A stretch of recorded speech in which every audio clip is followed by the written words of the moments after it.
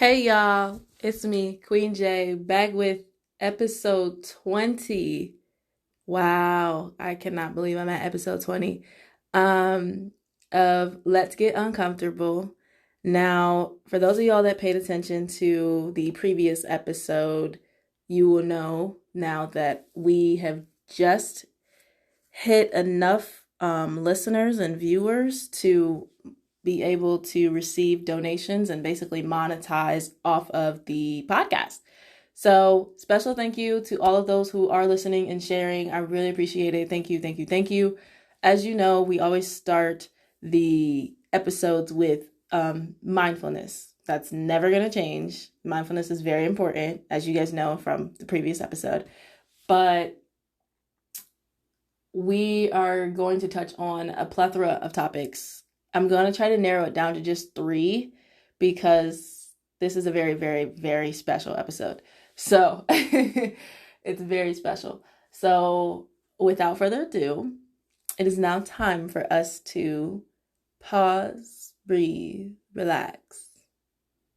It is now time for us to open our mind to be receptive to learning about all things new, about healing within this lifetime.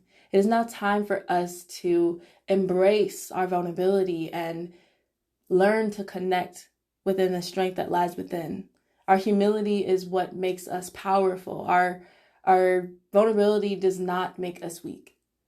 It is now time for us to understand that as Black individuals within this community, we need to learn to connect with one another to strengthen ourselves and each other. It is now time for us to be receptive to learning new ways to navigate around situational anxieties. It is now time for us to be open and open-minded about the education that goes within therapy and mindfulness and being receptive to all opportunities.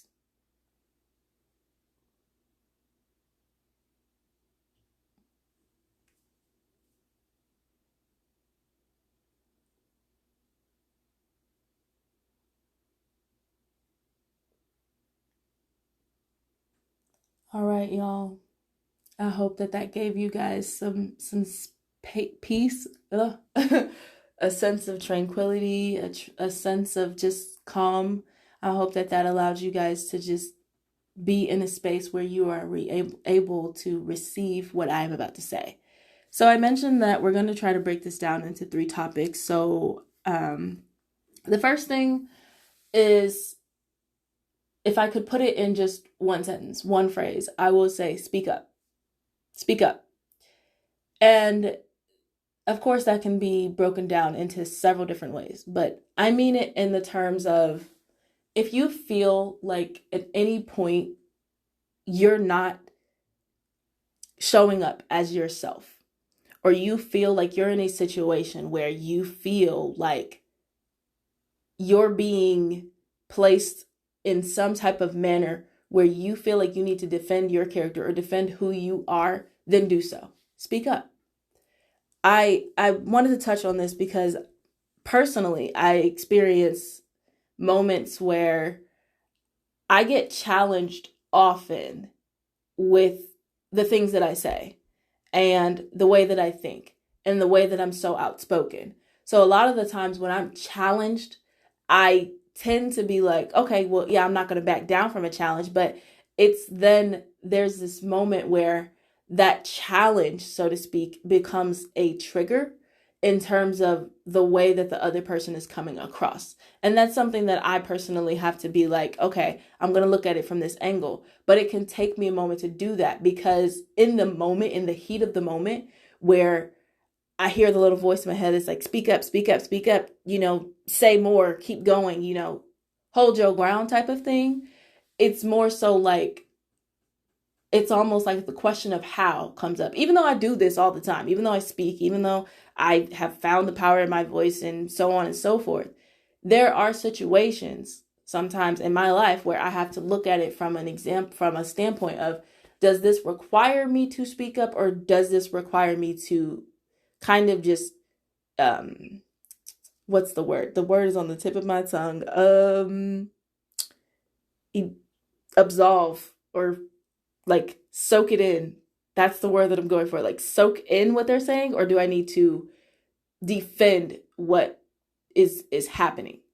Like, for example, I will sometimes go and be in a different environment than what I'm used to, like with new people and just new interactions with people. And a lot of the times I tend to get excited because I'm very passionate about what it is that I do, very passionate about speaking, very passionate about educating and just talking about mental health. I'm a very big mental health advocate, as you guys know, but a lot of the times people are not used to that.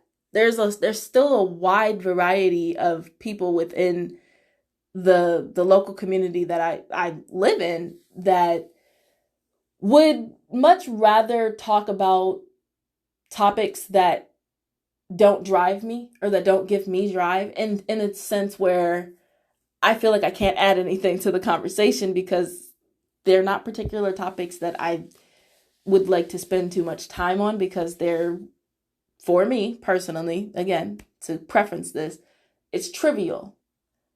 And I'm not a trivial person. I'm not a person that talks about just, I know what I'm talking about. And I don't like to just talk about things that I don't have any idea about. But if someone mentions mental health, then of course my ears are perking up, my head is at attention. I'm like, yeah, let's talk about it, because this is something that I have a background in. This is something that I experience on the day to day. I can talk about that.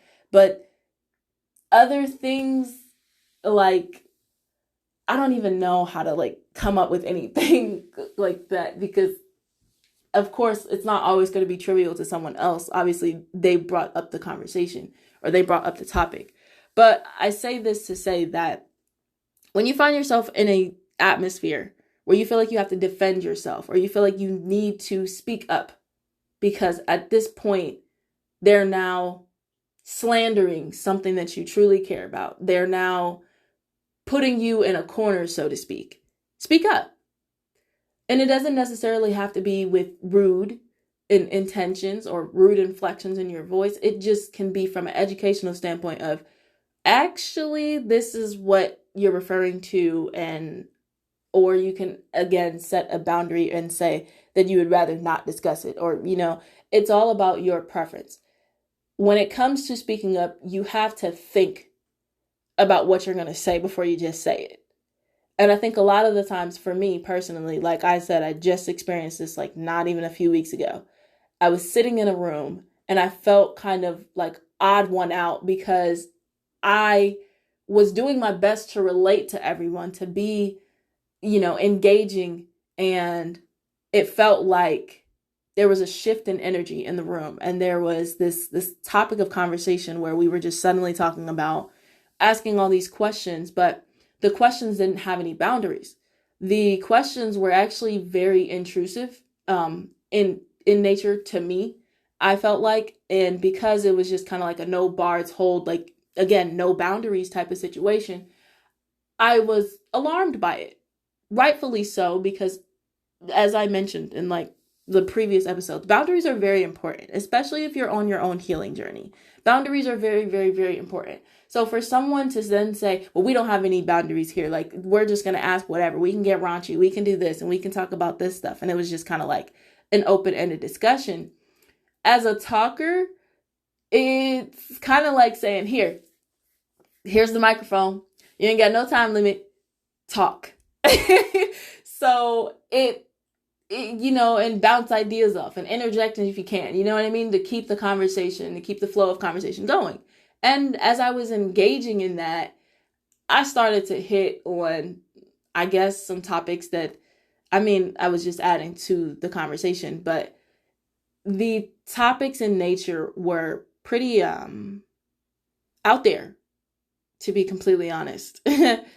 And mind you, this is an atmosphere where I feel like, okay, this is pretty cool, but I haven't been in this atmosphere just yet. So I'm kind of like, okay, I'm not going to share too much, but I kept hearing this little voice in my head that said, speak up, because every topic centered back to a feeling of discomfort, especially when I was in the middle of giving an answer to a question, and I guess, and just to make it short here, I was pretty much, I felt like I was backed into a corner because it became, okay, so now we're not talking about everyone else. Now we're not in that space where it's free for you to just talk. It became this directed at me, and like, she talks too much, or it became that shift of energy where it was like, okay,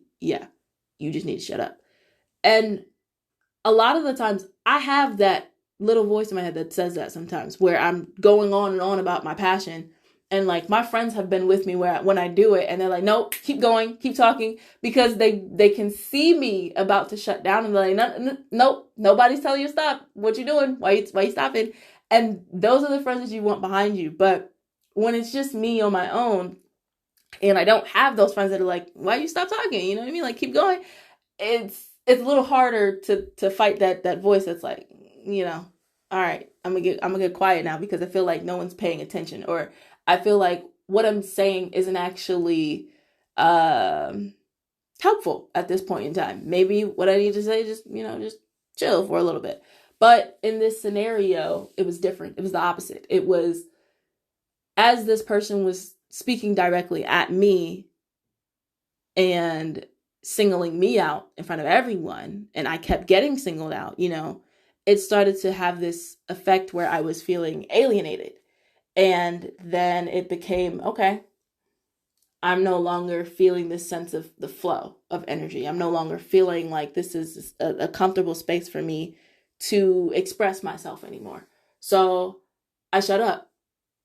I kind of just, my answers got shorter, and I went inward. And after speaking with someone very close to me, literally yesterday, they reminded me that maybe don't go inward. Maybe speak up. If people are talking to you, and they made a really, really good point, and it shifted my whole perspective. Basically, the question that they asked me was, I noticed something about you. I noticed this about you, and you can take this how you want, but I just want to say this. I've noticed that, all the years that I've known you, you speak for a living. You have your podcast. You speak on, you pretty much do this. This is your career, right? And I said, yeah. And she said, so what is it about? Why is it that when someone challenges that of you, you go inward? When you know what you're talking about, you know what you're expressing and the value of what you're expressing. You have the background and the education and everything else. You have all of that at your fingertips, at the tip of your tongue, but you go inward. Why?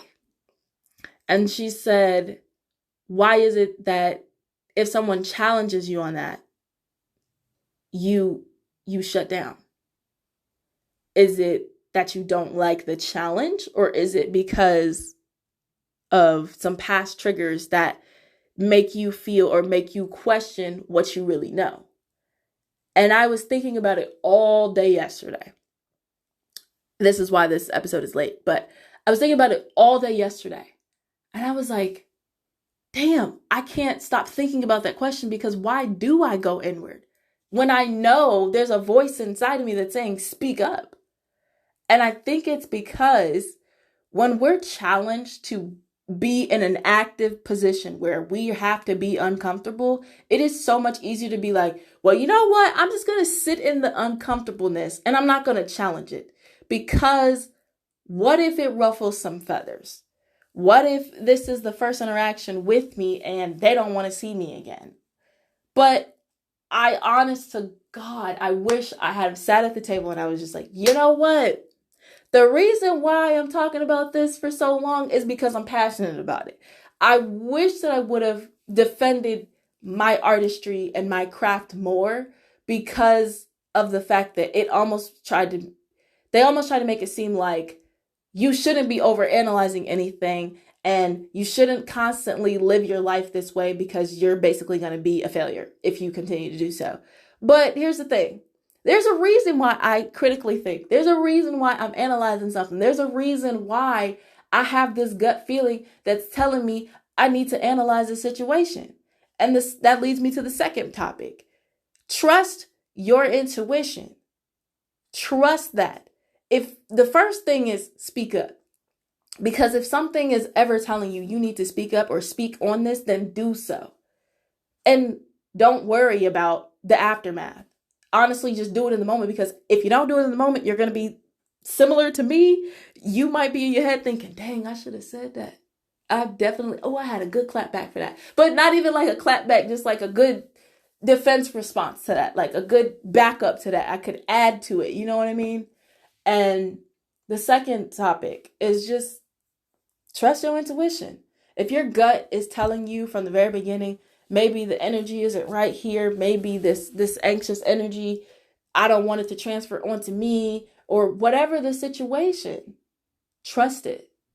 Because 9 times out of 10, your gut is telling you, hey, at least we tried.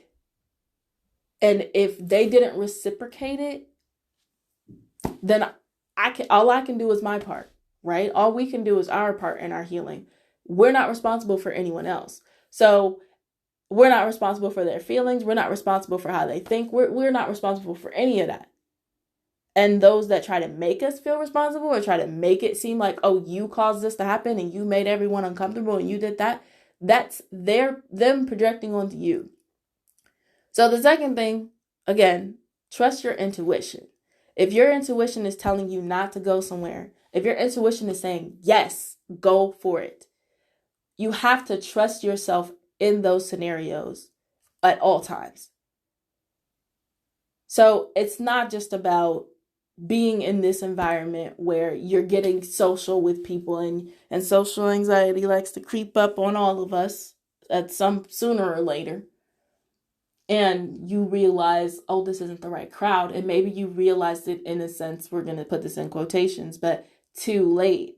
You realized it too late. And now it's at the point where it's like, what do I do? Trust your intuition. Trust your gut. Your gut will always guide you in the right direction. If you find that you're sitting in this crowd, you're sitting with a group of people, and you're trying to relate to everyone, but then at the end of the conversation, it's like, oh, dang, she just made that all about her. Chances are those are probably not the right people, because the last topic, I saw this post on Instagram that related exactly to what I was talking about in this situation, in this environment. And this post on Instagram basically was saying, hot topic, I don't think that people who are trying to relate to me by bringing up a situation that has occurred with them, when I am telling something that has occurred with me, is them stealing the spotlight from me or making it about themselves. I find that in actuality, what they're doing is trying to show that they relate to you in a deeper level by saying, you inspired me to share my feeling. It's not always, oh, I just made that whole situation about me and that I turned the spotlight onto myself. It's not that. It actually is the connectivity piece that I always talk about. We can be vulnerable. Yes, there's nothing wrong with being vulnerable. I was going to say no thing, but there's nothing wrong with being vulnerable. There's nothing wrong with it. It's actually our superpower, right? But then if your vulnerability allows or inspires or gives room for someone else to make a connection with you, rather than just saying, yeah, I totally agree with that, I felt the same thing, and they leave it at that, that sometimes can come off as, well, do you really, can you really relate to that? Like, the next question is, oh, well, no, you can't. Like, or the next response usually is, and don't say that you can relate to it, because I know you probably can't relate to it. It's okay. You don't have to say that. Like, you know what I mean? Like, it's like that natural, innate response.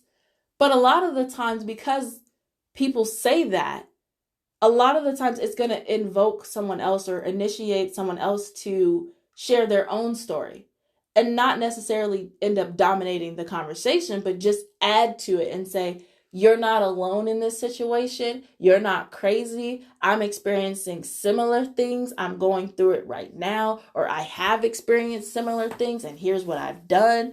And maybe this could help you. It's not even, I wouldn't even put it in the category of unsolicited advice, because unsolicited advice is more like, you need to be doing this and you need it, and you, and more like a dominating control type of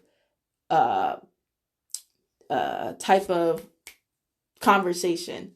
That's not the word that I was thinking of. I was thinking of, dang it, jargon. Like the way that you're speaking, the way that you're communicating it, that demanding, like, oh, you don't trust yourself and you don't do this, and that negative energy, full of negative energy, and those like toxic conversationalists, that mentality of, okay, well, I know what's best and you need to do it this way. There is no other way. And that's where I find, for me personally, because I've been in that situation before where, and I've been in that situation before where I was actually the host. This time around, swapped. I was the host, and it was for my birthday dinner, and I had a acquaintance there that was let's just say they were very controlling in nature of the way that the conversation was going. It was me talking about, like, I was basically so grateful for my friends and grateful for like the journey that I was on, and I started to ask something regarding like my business and like the people that I wanted to support me and things like that, and I got interrupted. And when I got interrupted so bad that it was like, there wasn't, the whole time the little voice in my head was saying, speak up. No, that's not right. Like, my little voice in my head was responding to the things that were being said to me, but I was in a space where I was so public and so exposed that I felt like I could not say those things out loud, just because of the nature in which everything was being said. So everything was being said to me in a dominating way, where it was, you don't trust yourself, and oh my God, I'm so tired of this and I'm so tired of that. And it seemed more like the person was complaining about my presence and our friendship, so to speak, in front of my loved ones, including myself. And it was kind of like an outburst of sorts. Like, shut up, quit talking, your energy is exhausting. Pretty much. Let's just paraphrase it. And that's the same thing that happened recently. And it took me a minute to process it from a healthy standpoint. I was not processing it from a healthy standpoint. I actually went inward, and my mindset was, damn, I am a burden, and it's got to be true. I got to be the problem, and it led to some not good thoughts. And I'll be very transparent here, as I am always. I didn't like what it sparked in me. It kind of lit the match for the semi-depression that I was going through the past few weeks. And I say all of that to say that I feel, if I had have spoken up and said, that's not true, at any point in time of either one of those situations, I would have felt the empowerment that comes from speaking and saying, that's not true. Just that. Because the reality of me doing that would have been just me saying, okay, in a longer sentence, I would have been saying, that's not true. I know who I am, and I'm not going to allow you to make me feel this way because you feel that my energy is too much because you feel that I'm dominating the conversation. Yes, if everyone else is feeling the same way, okay, cool. But you also can't host an event. You also can't have a space where you're allowing open dialogue and expect you got no boundaries. That's the problem. There's no boundaries. So if there's no boundaries, somebody was going to take advantage. I'm not saying it was necessarily going to be me, but it's not like this individual did not know who I was. So the third thing is the first thing and you'll find I have to do this too, where I have to go back and I have to think over the topics, but that's okay. I'm human. So the first thing was speak up. The second thing is trust your intuition. And I would say the third thing is to reframe it. Reframe it. Essentially, even if you don't speak up in the moment, if you can't get past that hurdle of like, okay, this little voice in my head got some things to say, and we just can't get them out right now, that's okay. Reframe it in your head the way that you wanted it to go.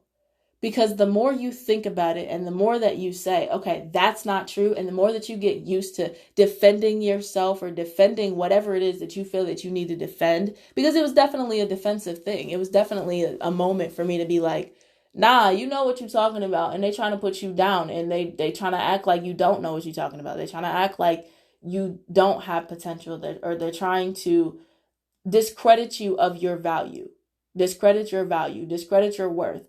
When you know what your worth is, you just sometimes as humans, we need to be reminded what we got.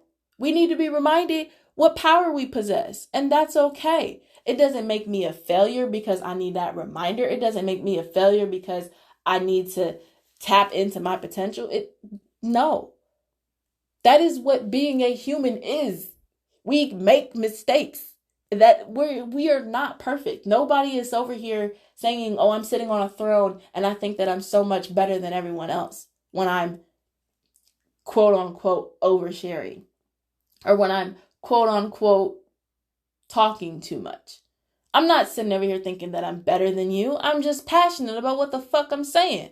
Sorry, but I can't say it any other way. I'm passionate about what I am talking about. I'm passionate about the topic of conversation. I apologize if what I'm saying ain't something that you thought of. But that don't discredit my value. I'm not going to allow that to discredit who I am as an individual. I talk. I'm not going to allow it to dictate the way that I see myself. So, the third thing, reframe it in your mind, because if you choose to allow it to distort your reality of who you are, the consequences are dire. At least for me in that situation, it was dire for me. I was feeling, trigger warning here, I was feeling suicidal. I had already had a bad mindset where I wasn't really in the mood for being around and exposed to different energies. And I tried conveying that to the person beforehand, and they brushed it off, and they continue to brush it off. And it almost seemed like my negative energy, or the energy, the mindset that I was having, where I was just questioning a lot of things in my life and processing a lot of feelings and everything. It seemed like it put a damper on the night, right? And that was the last thing that I wanted to do. I did not want there to be any bad blood between anyone. I didn't want there to be anything that I had done wrong. And I think that's where the level of, okay, just sit and be quiet for now came in, because it was like, you're thinking so much in your head at this point that, damn, I don't know what these other individuals are thinking. But then to have the aftermath be basically the exact same things that the anxiety at that point was telling me, it does come off as, oh, you are too much, and you need to just stay in your own little bubble, and for me, that it hurt. Being completely transparent, it hurt, y'all. This was not a sunshine walk in the park with rainbows and candy hearts. It was not that. It was a reality check. It prompted me to go back to all those different scenarios, or not all those different scenarios, because it hasn't been that many, but like, it also made me realize, as my close friend was saying yesterday, as she was saying yesterday, very close, very, very close, as she was saying yesterday, she was saying, for people that are new to experiencing me, they don't know that when I'm passionate, I over talk. They don't know that I talk excessively when I get excited about something. So for them, it's going to come off as, dang, she is talking way too much. She is taking up all the conversation. Like, it's not going to come off as, oh, she's just excited. It's not going to come off like that. It's going to come off as, this girl did not stop talking. Is she going to stop talking? But it makes sense because you don't know that about me. You know, she said to treat it like you knew. Treat it like they are babies to the situation. They are babies to you. They don't know you. They don't know, like, that's one of my big things. When I'm passionate about something, I can talk about it for hours, and I have to shut myself up because I'm like, I just took over and I wasn't trying to, but I got excited. And then there was someone that one of my mentors also told me, don't apologize for your passion. Don't apologize for talking. Don't apologize for that, because we understand it. But try to limit what you're saying when you're first interacting with individuals, just because they don't know that. And it's going to come off a different way. So reframing it in your mind may look like doing exactly what I did, which is seeing it from a different perspective of, okay, I understand where this person was coming from. Did they handle it in a way that I would have wanted it to be handled? Absolutely not.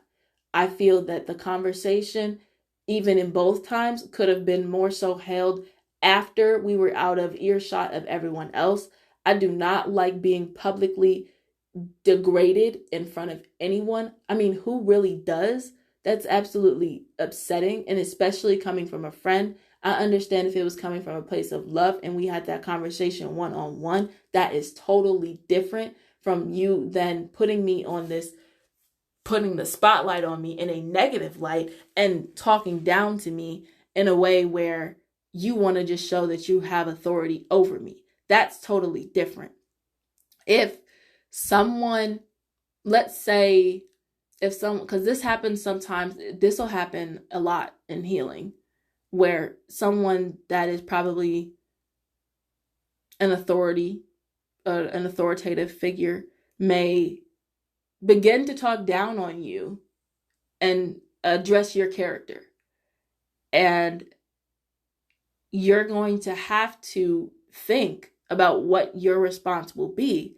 And if you make that conscious decision to say, I would much rather we have this conversation outside from the public eye, or not with so many people listening in or being able to weigh in, then so be it. That's a great way to handle that. But if that person then decides, well, I don't want to talk about it anymore, and I don't, and I would much rather just berate you instead rather than impart wisdom, then you have to be willing to decide what it is that you want the outcome to be. Like in my situation, I have decided that I will definitely be, speaking my piece and defending what I do more. But a conversation is warranted outside of several individuals being present. That in that limelight, I get it. Maybe it was bubbling up. Maybe if you felt like it needed, maybe they felt like it needed to be said. I understand that, but I don't think that being the first time that everyone is meeting one another, that was the best time to do that. Unless everybody was just like, okay, well, she just needs to leave, then that's different. I get it. I'm not for everybody, and I'm not trying to be. So it's all about how you choose to see that experience. yes, for me, I did see it from the negative, from the past sense of self, where I was like, damn, I must be a burden. I need to shut up. I need to stop talking, because I've had so many encounters like that, where it was more so I'm accustomed to, oh, this person is yelling at me. This person is yelling at me, and they don't like who I am. There's something wrong with me. There's so many different ways to take that. But it's more so about, can you handle when the mirror is up? Can you handle looking in the mirror, and can you handle what they're saying? Because at that time, when it's occurring, you have to be able to say, this ain't me. You have to be able to separate yourself from what they're saying. Because the reality is, you know who you are. You know what you're talking about. You know what you're saying. You know what your purpose is. You know that you get excited when you're passionate. It's not a bad thing. And anyone that tries to make you feel like it's a bad thing, that's the bad thing. Because it's not wrong to have that opinion about someone, but there is a time and a place to have those conversations. There's a time and a place and a way that it can be done. And reframing it from a different perspective and seeing like and don't get me wrong, I didn't just call people and was like, hey, do I talk too much? No, I broke the situation down little by little, incident by incident, because I wanted to know, hey, is there any way that I can improve? Do you see a possible flaw or room for improvement on my end? And everyone said the same thing. People have to earn you. So that was your first time interacting with them, cool, but people have to earn you. And that's fine. And it's not wrong for you to overshare. It's not wrong for you to critically think. It's not wrong for you to do that. But to do that in front of everyone else, that's what's wrong. That's what could have been like, okay, can I talk to you for a moment? Like, to the side, and that's what I wanted to do after the fact. And I couldn't get a word in edgewise. It was like, I'm done with you. I don't want to talk to you. I'm just going to ignore you for the rest of the night. So I ended up leaving. And of course, after I left, mind you, my mindset wasn't in a good space to begin with. So, I was processing a death in the family. I was processing a breakup. I was processing just a lot of different shifts in reality for myself. And I made that plain and clear before entering that environment. And honestly, it didn't matter. But here's the thing. When I started to close myself off, they actually were like, oh, well, then that's when they started to realize that something was wrong, because I had been sharing and I had been expressive and I had been open and I had been communicative and engaging. And I was just like, the energy shifted, and then I shifted. And it was like a switch. It was like, boom. Like, I felt it. It wasn't that I wasn't talking anymore. It was that my responses became so short that they were like, oh shit, something's wrong. Something is off now. Like, maybe, and I started to get the feeling that, like, they were tired of me. So I just stopped talking. But then there were two individuals that actually were like, hey, are you okay? Like, you haven't expressed anything. And like, and now's the time to talk. Like, and I was just like, no, I'm good. Like, when I said that, they were like, but you've been talking this whole time. And I'm like, and that's when I was thinking to myself, do y'all want me to talk, or do y'all not want me to talk? Because every time I'm opening my mouth, it seems like y'all don't really want me to talk. Like, y'all getting mad. So I just want everybody to have a turn, So that's why it was so difficult, because like I said, there were no boundaries to this discussion. There were no boundaries to this activity that we were engaging in. So it was different. it was kind of like, it reminded me of college, because in college you have class discussion and everybody just bounces off one another. Like, yeah, I like that too. And yeah, I also like this part. And in relation to what they were saying, yeah, you know what I mean? Like, once I'm done talking, you talk. Once you're done talking, we talk, you know? And it was kind of like, what the hell? It used to be called, it's popcorn. It's something popcorn. Like classroom popcorn, like where you just, everybody just talk. Yeah, y'all know what I'm talking about. Anyway, it was like that. But I mean, there wasn't necessarily anything wrong in that space that I contributed to. It was just more so of, like I said, limiting. But I did feel out of place. I felt out of place from the moment that I got there. And a lot of the times, trust your, and like I said, trust your intuition. That goes back to number 2. Trust your intuition, because my gut was already like, do I even really want to go? And a lot of the times I say yes to things that I'm like, my stomach is telling me no. Like, my mind is telling me no. My body is telling me no. But I'm going to go anyway, because I'm kind, because I'm nice, because I made the decision. I made the commitment. I'm someone that values my commitments. But if I know that I'm not in the right headspace, I'm not just going to just show up and be in the wrong headspace anyway. Not normally, but this person was like, yes, you're coming. And that's that. Even though I had said I was not in a good headspace. And that's a problem in itself entirely, because the thing is, you also got to question, if somebody said they wasn't in a good headspace, why would you want that energy around you if they're not in a good headspace?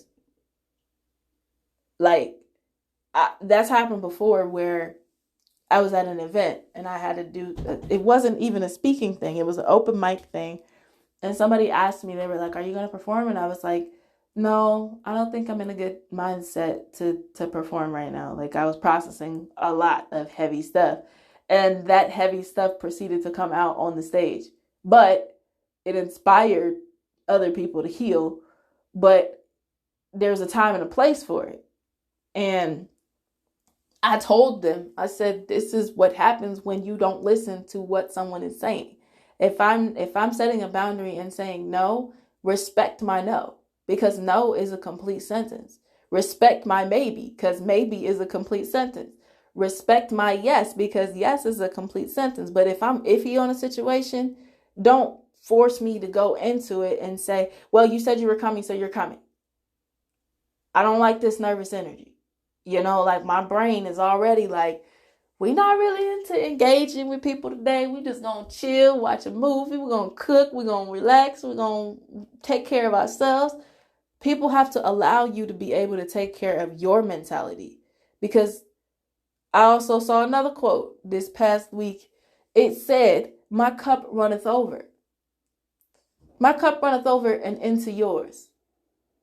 But I can't pull from an empty cup. And at the time that each of these events, each of these situations that happened, I had an empty cup, except for my birthday. The birthday dinner, I had a full cup.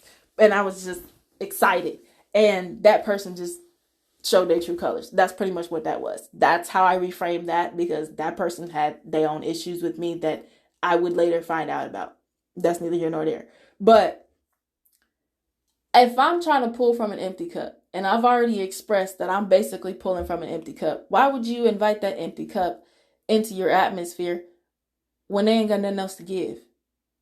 Yes, maybe they could sit in that environment and have everyone pour into them, but I ain't got nothing to give, so I ain't gonna have nothing to nothing. The cup is empty. Like, the cup is empty. And if we're not talking about conversation that is fulfilling, if we're not having fulfilling conversations where it's filling my cup, then this ain't working.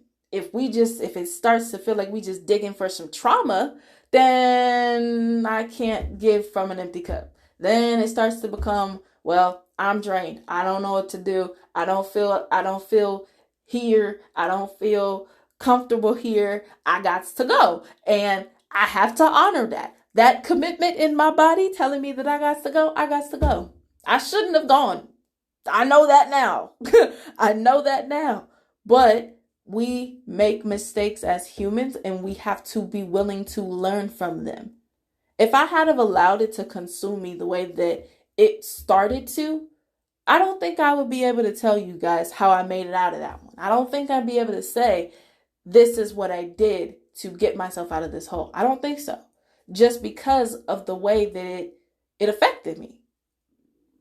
Had I not gone back to my therapist and said, I need to talk to you because this is getting bad, I don't think that I would be able to record this podcast episode and say, yeah, I learned from my mistake.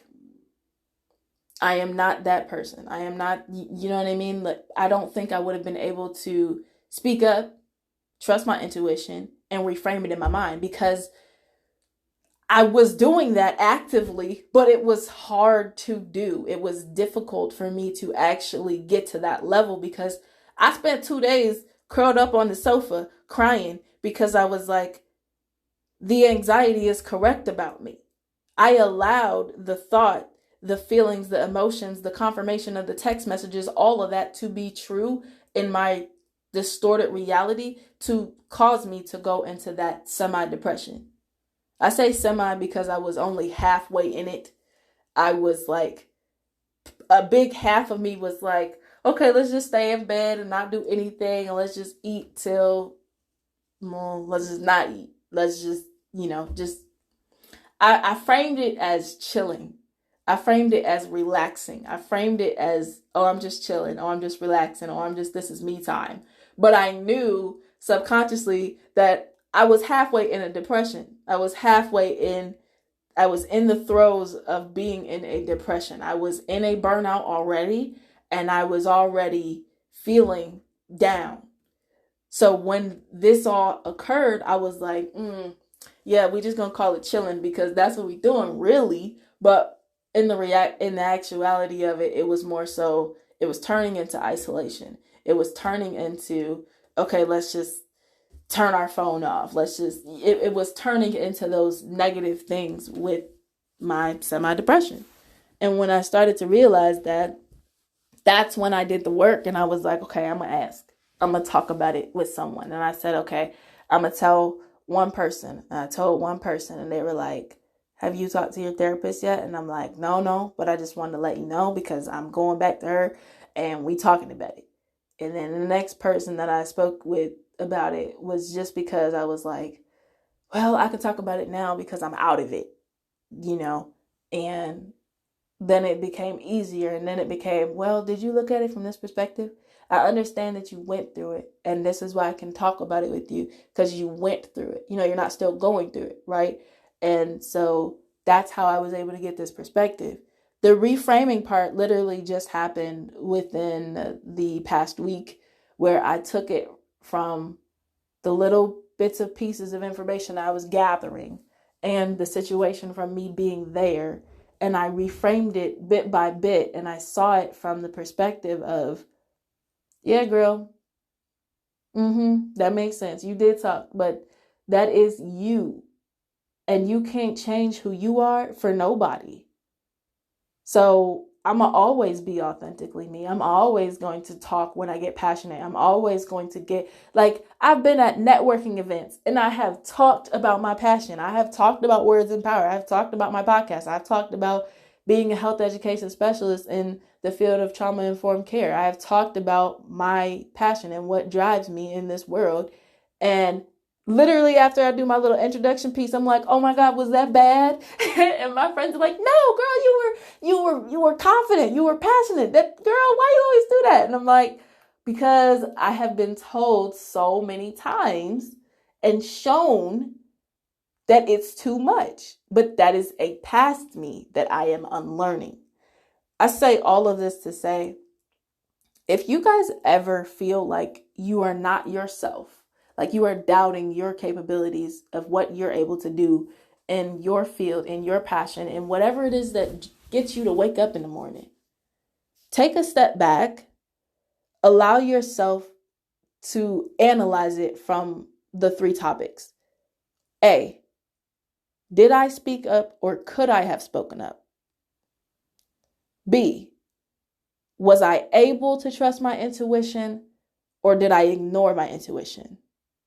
C, can we reframe this so that we know what to do in the future the next time this comes up. Is there a way that I need to reframe it? Is there a present way for me to reframe it? Can I go back to the individual and basically say my side of it if I didn't get to say my side of it? These pieces are so important because it allows you to take back control over the anxiety. It truly does. It allows you to take back control over the anxiety, the depression, the thoughts of the negative thoughts, the negative thought process, the thoughts of whatever it is, because I'm not just going to say that my thoughts are what everyone is thinking. I can't say that. That would be so unfair. That's not one size fits all in healing. There's so many different avenues to take. So if you guys are struggling, if you guys are finding yourself in a little semi-depression or maybe in a full-fledged depression because of a situation, situational depression does exist. I know I've talked about situational anxiety and I've talked about just overcoming major depression and major depressive episodes and burnout. But situational depression does exist. And I didn't realize it existed until I was ruminating over the times that I felt like I was too much or that I was told that I was too much. Situational depression does exist. It can happen from your past. It can happen in the present. It can happen at any time. But these three things are very important to understanding how to overcome situational depression. This has been Queen J with episode 20 of Let's Get Uncomfortable. And I just want to again wrap this up by saying thank you so much for your continued support. I really appreciate it. That being said, I can now accept donations through Spotify and Google Podcasts directly. We are now also able to take donations through my Patreon as well. I did recently set that up, and there you'll find that you can have access to the exclusive content such as unwritten essays or unpublished essays and poetic freestyles, and even you can schedule mindfulness sessions with me. And what that would mean again is one-on-one sessions where I guide you through a guided meditation.